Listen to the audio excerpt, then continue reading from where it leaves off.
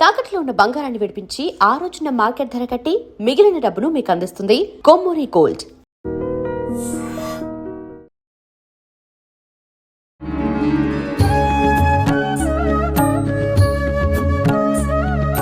నమస్కారం, welcome to I dream. ధర్మ మార్గం విత్ విజిత కార్యక్రమానికి స్వాగతం. ప్రస్తుతం మనతో పాటు ఉన్నారు ప్రముఖ ఆధ్యాత్మికవేత్త ప్రొఫెసర్ సత్యనారాయణ మూర్తి గారు. ఇప్పుడు గురుగారితో మాట్లాడదాం. నమస్కారం గురుజీ. నమస్కారం అమ్మా విజిత. గురుజీ, చాలా వరకు చూస్తూ ఉంటాం రామకోటి అని చెప్పి రాస్తూ ఉంటారు. అంటే శ్రీరామ శ్రీరామ శ్రీరామ కోటి సార్లు రాయటము ఎందుకని రాయాలి అంటే ఇది రాయటం వెనకాల ఆంతర్యం ఏంటి? ధర్మానికి అంటే ధర్మ మార్గంలో వెళ్ళటానికి ఒక మార్గం ఏర్పడుతుంది అనడం కోసం రాయాలా, లేదంటే సహజంగా కామ్యాలు ఉంటూ ఉంటాయి, కామ్యాలు నెరవేరడం కోసం రాయాలా? అసలు ఏంటి ఫలితం రాయటం వల్ల? ఆపదామపహర్తారం దాతారం సర్వసంపదాం లోకాభిరామం శ్రీరామం భూయో భూయో నమామ్యహం. ఈ సర్వలోకాలకి ఏకైక నాథుడు శ్రీరామచంద్రుడు ఒక్కడే. అటువంటి రాముడు ఆయన ఎవరు? శ్రీరామ రామ రఘునందన రామ రామ శ్రీరామ రామ భరతాగ్రజ రామ రామ శ్రీరామ రామ రణకర్కశ రామ రామ శ్రీరామ రామ శరణం భవ రామ రామ. ఆ శ్రీరామచంద్ర ప్రభు యొక్క పాదపద్మాలకు నమస్కారం కనుక చేసుకున్నట్లయితే అన్ని కామ్యాలు, ప్రజల యొక్క అన్ని కామ్యాలు తీరడం ఖచ్చితం. అసలు శ్రీరామచంద్రుడు నారాయణుడు వైకుంఠం నుంచి భూమి మీదకి ఎందుకు వచ్చాడు? అసలు అందరూ అనుకుంటారు ఇది సింపుల్ అనమాట, దుష్ట శిక్షణ శిష్ట రక్షణ అంత. ఏమిటి దుష్ట శిక్షణ? ఎవరు? అప్పుడు రామచంద్ర ప్రభు రాముడు వారి కాలంలో చంపేసిన రాక్షసులందరూ మళ్ళీ నెక్స్ట్ జన్మలో, కృష్ణుడి జన్మలో, రామ మళ్ళీ మేము నీ మీద కక్ష తెచ్చుకుంటాం అని మళ్ళీ గ్యాంగ్ అందరూ కృష్ణావతారంలో వచ్చేసారు. సరే రండి, ఇప్పుడు నేను చాలా బిజీగా ఉన్నాను, భక్తులను అనుగ్రహించాలి, నెక్స్ట్ జన్మలో కృష్ణావతారంలో కొంచెం ఖాళీగా ఉంటాను రండి అని అంటాడు కృష్ణుడు. తీరిగ్గా ఒక్కొక్కడిని వేసేస్తాడు. మళ్ళీ అదే రాక్షసులు కలియుగంలో మానవులుగా పుట్టారు, మనమేనమాట. మనలో ఉన్నటువంటి రాక్షస గుణాలే వాటిని సంహరిస్తాడు రామప్రభు. వీటిల్ని మరి విడివిడిగా వచ్చి బాణాలు వేసి చంపడం. రామ మంత్రముతో ఒక్కొక్క బాణము రామ బాణమే రామ నామం అన్నమాట. అందుకనే రామ రామ రామ అంటూ రామకోటి రాసేస్తాం, కోటి రాసేస్తాం. కోటి అనే పదం ఎక్కడి నుంచి వచ్చిందంటే, కోటి ఎందుకు రాయాలా, లక్ష ఎందుకు రాయకూడదు, రామ లక్ష రామ 1000 అని ఎందుకు అనకూడదు? కోటి కోటి కోటి నమస్కారాలు అంటాం ఎవరికైనా సరే చేసినప్పుడు. కోటి అంటే సహస్రము, అనంతము, ఇన్ఫనైట్ అని అర్థం. పూర్వంలో మనకి ఈ బిలియన్స్ మిలియన్స్ ఈ ఫారెన్లో ఇది ఈ అమెరికన్ డాలర్స్ పౌండ్స్ ఇవి రానప్పుడు మనము కోటే అన్నిటికంటే బెస్ట్ అని చెప్పేసి అదే గరిష్టం అన్నమాట. అందుకని ఆ కాలంలో రామ రామ రామ అని కోటి రాశారు. కోటి రామకోటి అది కాదు రాసేది, రామ రామ రామ దాని ముందు శ్రీ రాయాల. అప్పుడు ఎంత అయిపోయిందనమాట, శ్రీరామ రామ రామ ఒక కోటి రాసేసినట్టు క్లియర్గా శాస్త్రం చెప్తోంది. ఏమని? శ్రీరామ రామ రామేతి రమే రామే మనోరమే. తన మనోరమ అయినటువంటి పార్వతీదేవికి పరమేశ్వరుడు చెప్పాడు. ఏమన్నాడు? సహస్రనామ తత్తుల్యం. సహస్రము అంటే సంస్కృతంలో అనంతము అని అర్థం, ఇన్ఫనైట్, కోటి అని అర్థం. సహస్రనామ 1000 నామాలు, కోటి నామాలు రాసినంత ఫలితం. తత్తుల్యం దేంతో సమానం అంటే రామనామ వరాననే, రాముని యొక్క నామము వరాననే. అంటే ఇటువంటి నామాలు, రాముడు నామాలు కోటి రాస్తే ఒక్కసారి షార్ట్కట్లో రామ రామ రామ శ్రీ ముందు పెట్టేస్తే కోటి రాసినట్లు లెక్క. అందువల్ల ఇక నుంచి అమెండ్మెంట్స్ ఉంటాయన్నమాట. ఇప్పటి నుంచి రామకోటి రాసేటటువంటి వాళ్ళందరూ కూడా రామ రామ రామ ముందు శ్రీ పెట్టి రాశారనుకోండి, కోట్ల కోట్ల రాముడి యొక్క ఫలితం వస్తుంది.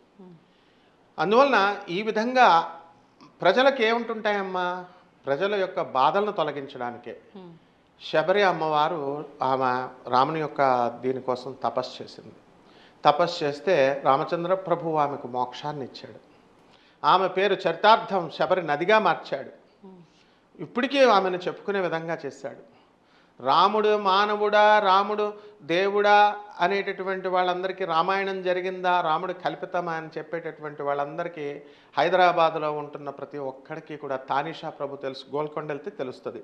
తానీషా ప్రభుకి కల్లోకి వచ్చి ఆయన శ్రీరామచంద్రుడు లక్ష్మణుడు ఇచ్చినటువంటి కాయిన్స్ ఇప్పుడు కూడా నవాబ్ చక్రవర్తుల ఇళ్లల్లో ఉన్నాయి, మ్యూజియంలో ఉన్నాయి, వెళ్ళి చూసుకోవచ్చు.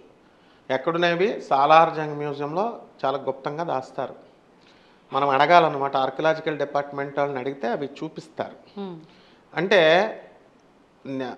ఆ కాలంలో రామచంద్ర ప్రభువుల యొక్క కాలములో ఉన్నటువంటి ముద్రలు వేసి ఉన్నాయన్నమాట. దాంతో ఎంతకంటే రుజువులు ఏం కావాలా? రామచంద్రుడు నారాయణుడిగా భూమి మీదకి వచ్చాడని. తర్వాత ఎప్పుడో తానిషా ప్రభు ఇప్పుడు కదా వచ్చింది కదా. అందుకని ఎవరికైతే ఈ యొక్క రామకోటి అనేటటువంటిది మనం ఆ కాలంలో 1 కోటి నామాలు అని చెప్పేసి రాసేవాళ్ళం. ఇప్పుడు చక్కగా ఆ పుస్తకాలు అనేకమైనటువంటి కోట్ల నామాలు రచించవచ్చు ఒక్క రామ రామ రామ ముందు శ్రీ పెట్టినట్లయితే. దీంట్లో ఏంటంటే రామకోటి అని అంటే రామచంద్ర ప్రభు యొక్క కోటి అనుగ్రహాలు వస్తాయని కూడా అర్థం. కేవలము ఒక్క అనుగ్రహం కాదు. ఆయన మనం ఒక వరం కోరుకుంటే ఆయన కోటి కోటి వరాలను ఇచ్చేటటువంటి దయామూర్తి ఆయన.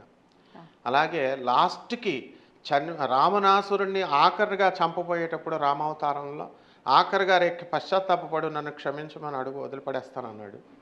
అంటే ఆయనకు ఆళ్ళు పట్టుకోమని అనడం కాదు, అది పశ్చాత్తాపడాలి, చేసిన తప్పుకి మళ్ళీ నేను చేయను అని. అట్లీస్ట్ ఆ వరాన్ని అతడు వినియోగించలేకపోయాడు.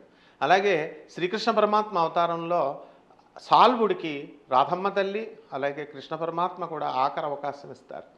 పశ్చాత్తాపడరా నాయన అంటే వాడు పశ్చాత్తాపడకుండా రాముడికి దూరంగా పారిపోవాలనుకుంటాడు కృష్ణుడికి. అందువలన వేరే ఆల్టర్నేటివ్ లేక చంపేస్తాడు సుదర్శన చక్రాన్ని ఉపయోగించి.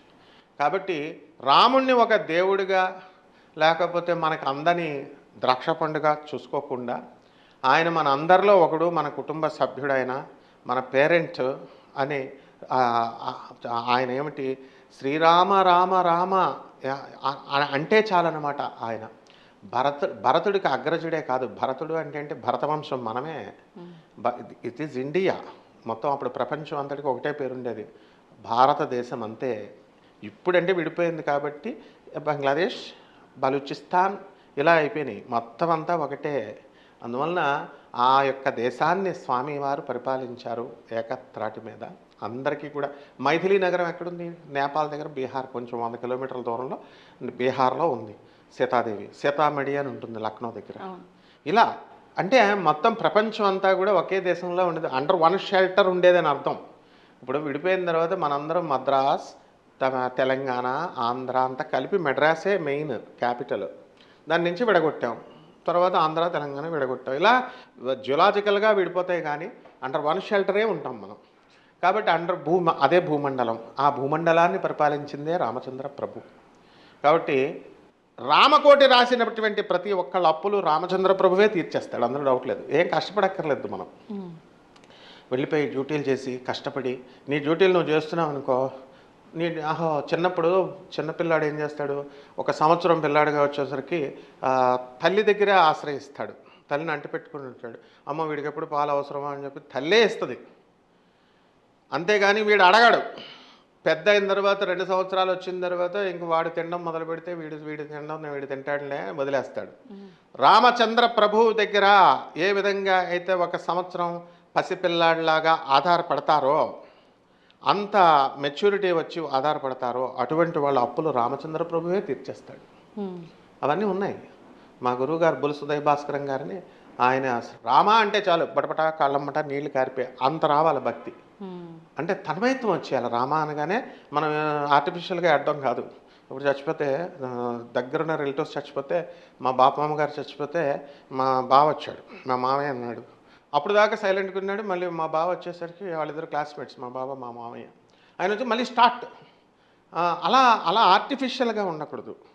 రామనామం చెప్పగానే ఆ బటబటా కళ్ళమట వచ్చేయాలి. ఆ తన్మయ స్థితితో రామకోటి రాయాలి. ఊరినే రాసేయడం కాదు, ఫోన్స్ అటెండ్ చేసుకుంటూ లేకపోతే మాట్లాడుతూ ఏదో ఆలోచిస్తూ. All the thoughts should be suspended.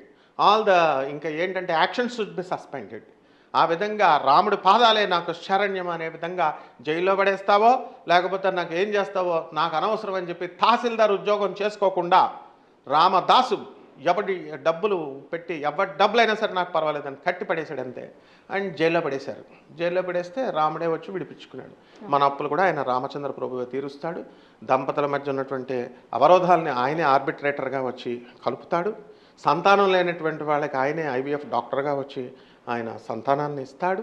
ఆ రకంగా ఏ రోల్స్లో ఎలా ప్లే చేయాలో దైవీ మనుష్య రూపంలో వచ్చి he will guide. And he is the philosopher. He was the best philosopher. He is the best philosopher, philanthropist. He is our mother. మాతా రామో మత్పితా రామచంద్ర, స్వామి రామో మత్సఖా రామచంద్ర, సర్వస్వం మే రామచంద్రో దయాళుర్నాణ్యం జానే నైవ జానే న జానే. రాముడు తప్ప నాకు ఏ నామము నాకు తెలియదు అనేటటువంటి తాదాత్మ్యంతో రామచంద్ర ప్రభువు నమ్మిన వాళ్ళకు మాత్రమే చేస్తాడు. అంతేగాని రామ రామ రామ అని రామకోటి రాసిన ప్రతి ఒక్కరు బుక్కులు అవగొడితే ఏం రాయడు. ఆ తన్మయ స్థితిలో రాయడం నేర్చుకుంటే రాముని యొక్క పరిపూర్ణ కటాక్షం మనకు వచ్చేస్తుందమ్మా. ధన్యవాదాలు గురు. ధన్యవాదాలు. And for more videos, Please subscribe to iDream. Please subscribe to iDream. Please subscribe iDream. And please subscribe to iDream.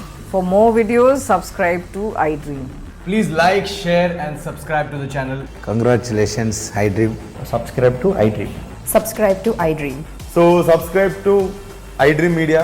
iDream ki iDream team andarki huge congratulations. Please subscribe iDream Media. Please subscribe to iDream. Subscribe iDream. Please subscribe to iDream. iDream అంటే నా కళల ఛానల్ను subscribe చేసుకున్నారు. నోరు తిరుగుతలేదు, మీరైతే గంట గుర్తు కొట్టండి. For more such videos, please subscribe to iDream. Subscribe to iDream. Please subscribe to iDream. Please subscribe iDream Media. Please do subscribe to iDream. Please subscribe to iDream Media. For best entertainment and information, please subscribe iDream. And don't forget to subscribe to iDream.